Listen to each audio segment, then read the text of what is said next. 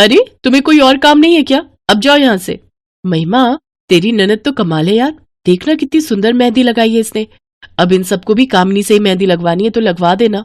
हाँ हाँ, क्यों नहीं, घर में इतने सारे काम पड़े हैं और ये महारानी बस यहीं बैठकर टाइम पास करती रहे। कामिनी।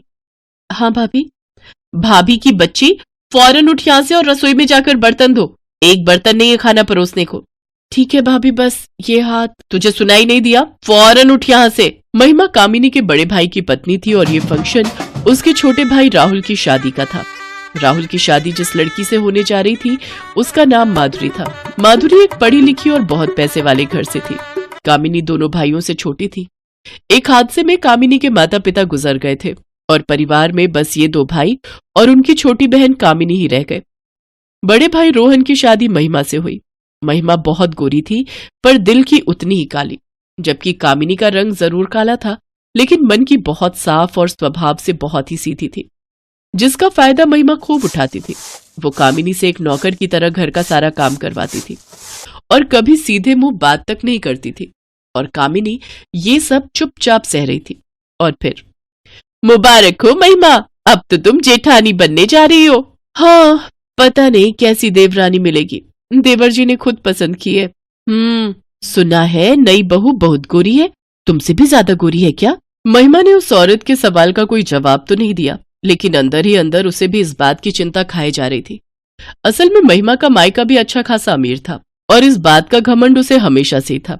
कामिनी के काले रंग की वजह से वो हमेशा उसका मजाक उड़ाती थी और उसे दबा कर रखती थी, लेकिन अब नई देवरानी को लेकर उसके अंदर असमंजस था। दूसरी तरफ कामिनी को अपनी नई भाभी से काफी उम्मीदें थी। शादी का फंक्शन अच्छे से निपट गया और फिर, छोटी भाभी गुड मॉर्निंग। अरे कामिनी, तुम क्यों चाय बनाकर लाई? मैं बना देती ना। नहीं नहीं भाभी, रोज सुबह चाय तो मैं ही बनाती हूँ सबके लिए, एकदम स्पेशल वाली। आप पीकर देखिए ना। सच में बहुत ही अच्छी चाय है। और खाना खाना कौन बनाता है रोज? मैं ही बनाती हूँ, नाश्ता, लंच और फिर डिनर। तो अब आप भी जल्दी से तैयार हो जाइए शेफ कामिनी के हाथों का खाना खाने के लिए। अच्छा ठीक है। वैसे बड़ी भाभी वो कुछ नहीं बनाती, मेरा मतलब है खाना वगैरह। बनाती है ना कभी कभी, जब उन्हें मेरे हाथ का कुछ पसंद नहीं आता। कामिनी और माधुरी बात कर ही रहे थे कि तभी महिमा कमरे के बाहर से ही जोर से चिल्लाई, अरे ओ कामिनी, कहाँ मर गई? मेरी चाय कहाँ है? छोटी भाभी मुझे जाना होगा, बड़ी भाभी उठ गई हैं, अब मैं उन्हें चाय देकर आती हूँ। इतना कहकर कामिनी हड़बड़ाहट में वहां से चली गई और ये सब देखकर माधुरी को अच्छा नहीं लगा। खासकर कामिनी से महिमा का बात करने का तरीका उसे बहुत ही खराब लगा। हालांकि वो उस वक्त चुप ही रही क्योंकि अभी वो खुद घर में नहीं थी, लेकिन वक्त के साथ उसे सब कुछ समझ आ गया कि महिमा एक नंबर की घमंडी और धौंस जमाने वाली औरत थी। और फिर, एक बात बताओ कामिनी, ये बड़ी भाभी शुरू से ही ऐसी है क्या? मतलब पहले तो किसी से बात ही नहीं करती और जब भी मुंह खोलती है तो बस जहर ही उगलती है। अब हाँ, वो थोड़ी ऐसी ही है। वो तुमसे इतना काम कराती हैं, तुम्हें सारा दिन इतना कुछ सुनाती हैं, तुम पलटकर कुछ कहती क्यों नहीं हो? भाभी, मेरे मम्मी पापा नहीं है ना, और भैया लोग भी अपने काम में ही बिजी रहते हैं। शादी के लिए जो भी लड़का मुझे देखने आता है वो मेरा रंग देखकर मेरे मुंह पर ही मना कर देता है, तो एक तरह से मैं बोझ ही तो बनी हुई हूँ सब पर। तो अगर बड़ी भाभी कुछ बोल भी देती है तो इतना कहकर कामिनी चुप हो गई और माधुरी सारी बात समझ गई। फिर उसने कुछ सोचकर कामिनी से कहा, कामिनी वैसे तुम्हारी हॉबीज क्या है? भाभी, मुझे ना मेकअप करना, मेहंदी लगाना और हेयर स्टाइल बनाना, ये सब बहुत ही अच्छा लगता है। अरे वाह, तो तुम ब्यूटिशियन का कोर्स क्यों नहीं करती? करना तो चाहती हूँ पर भाभी उसमें बहुत खर्चा होगा और फिर घर के सारे काम ये कौन करेगा? अरे मेरी ननद रानी, तुम चिंता क्यों करती हो? तुम्हारी भाभी है ना, मेरे पास तुम्हारी हर मुश्किल का हल है। माधुरी की ये बात सुनकर कामिनी बहुत खुश हो गई। अब ये दोनों हमेशा साथ रहती और सारा दिन बातें करती, और ये बात महिमा को बिल्कुल पसंद नहीं आ रही। माधुरी ने अपने खर्च पर शहर के एक बड़े सैलून ट्रेनिंग इंस्टीट्यूट में कामिनी का एडमिशन करा दिया और फिर, भाभी आई लव यू, आप कितनी अच्छी हो। आई लव यू टू ननद रानी, बस पूरी मेहनत से काम सीखो फिर अपना पार्लर खोलना, और हाँ, मैं जब तुम्हारे पार्लर में आऊं तो मुझसे पैसे मत लेना, ठीक है ना? अरे भाभी, आपको तो हमेशा मैं ही सजाऊंगी, खुद अपने हाथों से। इस बात पर दोनों हंसने लगी। शाम को कामिनी ने एडमिशन वाली बात अपने भाइयों को बताई तो वो ना तो खुश हुए और ना ही इस बात का उन्होंने कोई विरोध किया। लेकिन महिमा फौरन भड़क उठी। अच्छा, ये हर रोज तफरी मारेगी तो घर का सारा काम कौन करेगा? भाभी आप चिंता मत करिए, मैंने एक हाउसमेट का इंतजाम कर दिया है, वो कल से आकर सारा काम संभाल लेगी। अच्छा जी, और उसके पैसे वो कौन देगा? वो हम मैनेज कर लेंगे भाभी। ठीक है भाई, अब तो घर के सारे फैसले मुझसे बिना पूछे ही होने लगे हैं। सही है। इतना कहकर महिमा वहां से उठकर चली गई। लेकिन घर के सभी लोग उसका नेचर जानते थे। दोनों भाइयों ने कामिनी को ब्यूटिशियन का कोर्स करने की इजाजत दे दी और यहाँ से कामिनी के लिए सब कुछ बदलने लगा। पता है भाभी, आज सेलो में ना मेहंदी लगाना सिखाया। पता है मेरे बनाए डिजाइन की सबने तारीफ की। सच में भाभी, अब तो चाहे मेरी शादी ना भी हो तो भी मैं बहुत खुश हूँ। अरे पर क्यों नहीं होगी तुम्हारी शादी? ऐसा क्यों बोल रही हो? अरे भाभी, हर कोई आप जैसा नहीं होता ना। सबके लिए लड़की का रंग बस गोरा ही होना चाहिए। मुझ जैसी काली लड़की को देखकर तो सबका मूड ही खराब हो जाता है। नहीं कामिनी, ऐसा नहीं है। रंग से ज्यादा इंसान के गुण मायने रखते हैं। और तुम देखना, एक दिन तुम्हें जरूर कोई ऐसा मिलेगा जो तुम्हारे गुणों को पहचान कर तुमसे बहुत प्यार करेगा और डोली में बिठाकर अपने साथ 7 समंदर पार ले जाएगा। माधुरी की यही बातें कामिनी को आत्मविश्वास से भर देती थी।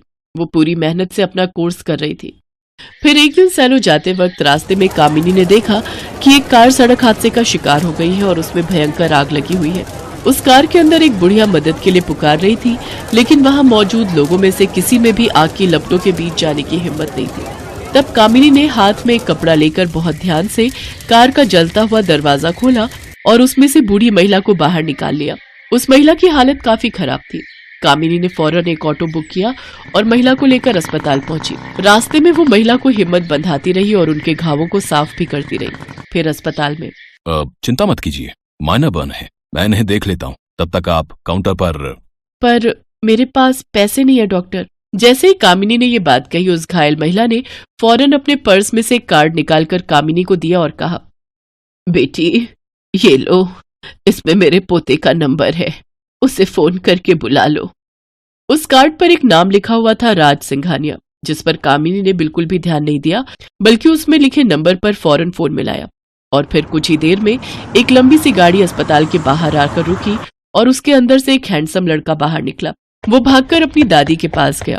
फिर सब कुछ जानने के बाद उसने कामिनी से कहा, मैं किन शब्दों में आपका शुक्रिया अदा करूं? नहीं नहीं, उसकी कोई जरूरत नहीं, आप बस अपनी दादी का ख्याल रखिए। आपको पता है, मेरी दादी मेरे लिए लड़की देखने जा रही थी। उन्होंने मुझसे भी साथ चलने को कहा था। अगर मैं उनके साथ चल पड़ता तो शायद ये हादसा नहीं होता। अरे हाँ, अब वो लड़की तो मैं देख नहीं पाई, लेकिन बेटा ये गुड़िया मुझे बहुत अच्छी लगी। अब तेरा क्या ख्याल है? हैं बेटा, ये बिल्कुल वैसी ही है जैसी तुझे चाहिए, सीधी साधी लेकिन बहुत ही गुणी और समझदार। दादी की बात सुनकर राज ने कामिनी की तरफ ध्यान से देखा और फिर उसने धीरे से कामिनी से कहा, मेरा ख्याल तो बहुत नेक है, लेकिन आपका क्या ख्याल है? राज की बात सुनकर कामिनी को माधुरी की बात याद आ गई, जो आज उसके सामने सच साबित हो रही थी। राज सिंघानिया वही लड़का था जो कामिनी की काली सूरत को नहीं, बल्कि उसकी खूबसूरत सीरत को देख रहा था और उससे शादी भी करना चाहता था। पहली बार कामिनी को किसी ने सामने से इस तरह का सवाल पूछा था, जिसका जवाब देने में कामिनी हिचकिचा तो रही थी, लेकिन उसके शर्माते चेहरे ने उसका जवाब साफ साफ बता दिया। मम्मी, ये कुकर तो बहुत बढ़िया है। इसमें पुलाव कितना खिला खिला बनाया है महिमा भाभी ने।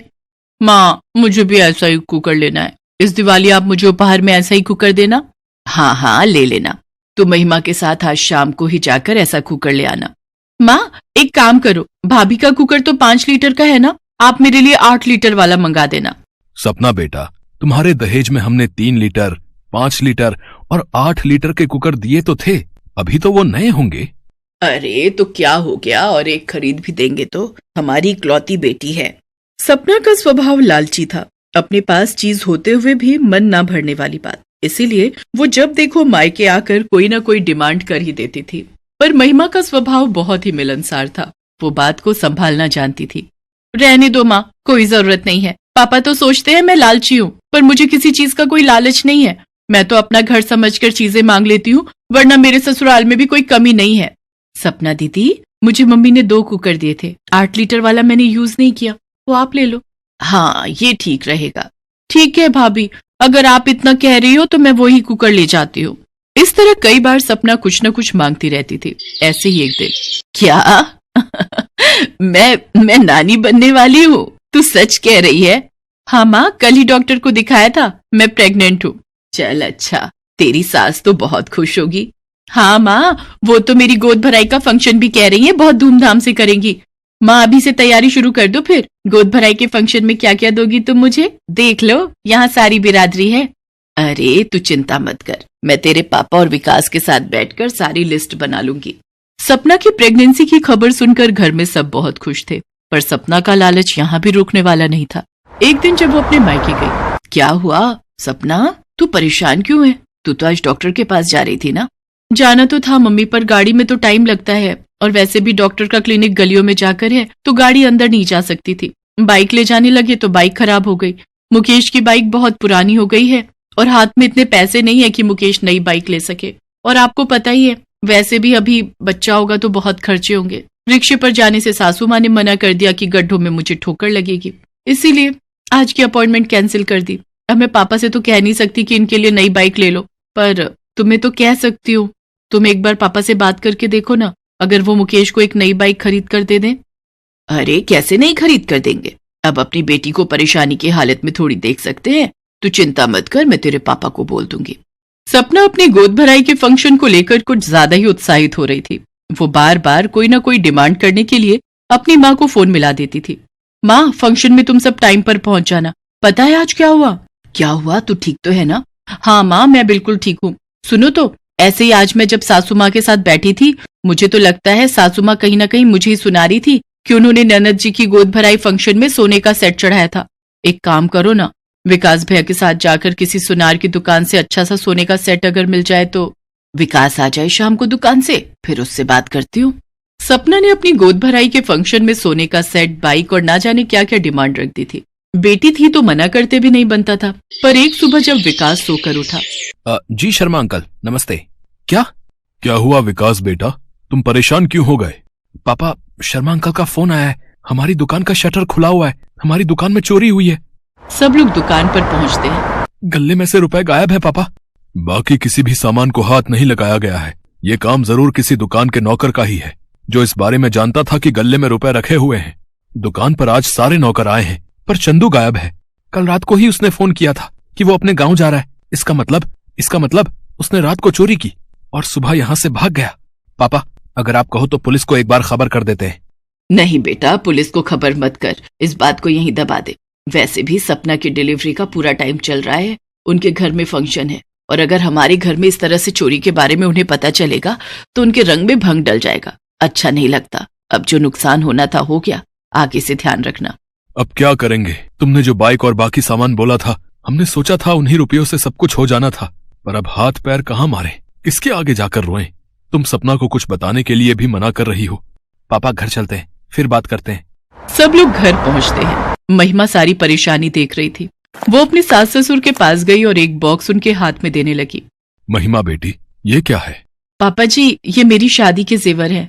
अभी आप इन्हें बेचकर सपना दीदी की गोद भराई के लिए सामान ला सकते हो, और वैसे भी मैं इतने भारी जेवर नहीं पहनती हूँ। अगर कुछ चाहिए होगा मुझे तो मैं बाद में ले लूंगी। अभी हमें ननद जी की गोद भराई फंक्शन के लिए जरूरत है, प्लीज आप मना मत कीजिएगा।